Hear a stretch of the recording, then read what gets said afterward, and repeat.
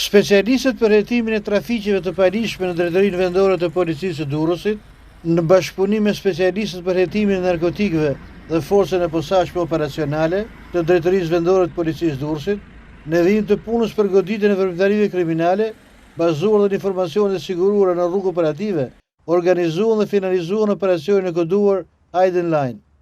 Në kuadër të këtij operacioni, u arrestuar në flagrant shtetësi me iniciale VR, 44 vjeç, banues në Durrës, si i dyshuar për veprat penale mbajtje pa leje dhe prodhimi i armëve, armëve shpërthyese dhe i municionit, trafikimi i armëve dhe i municionit, prodhimi, mbajtja dhe blerja apo shitja pa leje e armëve të ftohta dhe mbajtja pa të drejtë uniformës.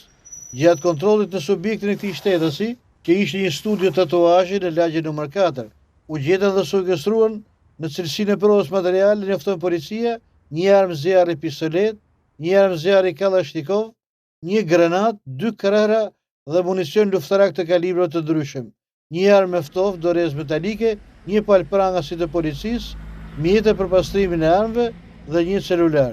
Nga hetimet, dyshohet se ky shtetës i posedon të armët me qëllim trafikimin.